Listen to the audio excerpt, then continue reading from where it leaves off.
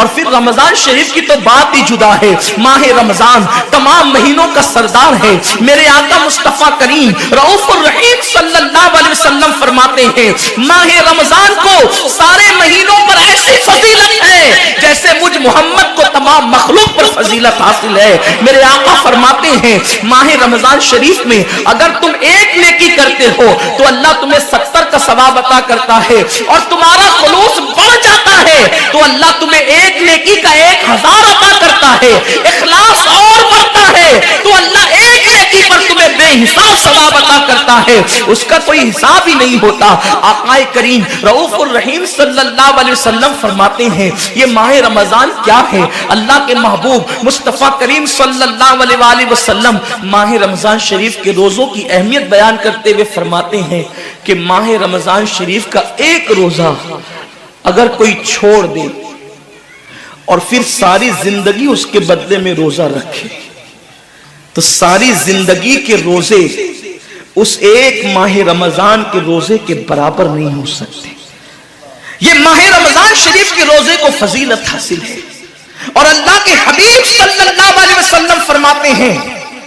جو ماہ رمضان شریف میں عبادت کر کے اپنی بخشش نہیں کروا سکتا, اپنی مغفرت نہیں کروا سکتا, پھر اس کو کبھی موقع نہیں ملتا کہ وہ اپنی مغفرت کا سامان کرے. آقا کریم صلی اللہ علیہ وآلہ وسلم فرماتے ہیں کہ سال بھر تک ماہ رمضان شریف کے لیے جنت کو آراستہ کیا جاتا ہے, جنت کو سجایا جاتا ہے, جنت کو سنوارا جاتا ہے.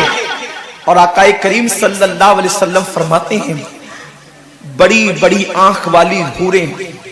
اللہ کی بارگاہ میں عرض کرتی ہے میرے کریم ہمیں ان کی دلہن بنانا جو ماہ رمضان شریف میں تیری عبادت کرتے ہیں, ہمیں ان کے نکاح میں دینا جو ماہ رمضان شریف کی راتوں کو جگ کر کے تجھے منانے کی کوشش کرتے ہیں. آقا کریم صلی اللہ علیہ وسلم فرماتے ہیں اگر کوئی بندہ ماہ رمضان میں زنا سے بچے, شراب سے بچے, جھوٹ سے بچے, کسی کو تہمت لگانے سے بچے,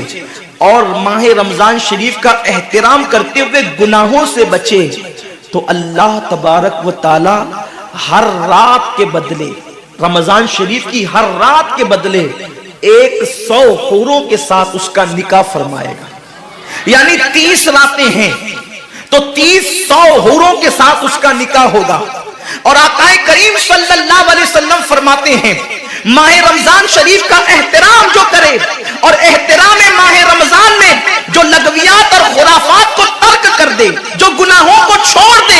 زنا کو, شراب کو, جھوٹ کو, بہتان تراشی کو چھوڑ دے, آقا فرماتے ہیں اس رمضان شریف کا احترام کرنے والے کے لیے اللہ نے جنت میں ایک ایسا محل بنایا ہے. اس محل کا حال یہ ہے کہ دنیا کے سارے اولین اور آخرین یعنی آدم سے لے کر آخری آنے والے تک, انسان تک, اگر سارے اس محل کے اندر داخل ہو جائے تو بھی اس محل کی اتنی ہی جگہ وہ لیں گے جتنی کی بکرے کی ران آپ کسی مکان کے اندر رکھتے ہیں تو بکرے کی ران کتنی جگہ گھیرتی ہے, بس تمام اولین اور آخرین اس محل کے اندر اتنی ہی جگہ گھیریں گے. یعنی وہ محل اتنا بڑا اللہ نے بنایا ہے, اور وہ محل صرف ان کے لیے ہے جو ماہ رمضان کے احترام میں گناہوں کو ترک کر دیتے ہیں, گناہوں کو چھوڑ دیتے ہیں. میرے آقا صلی اللہ علیہ وسلم کے پیارے دیوانوں, لیکن افسوس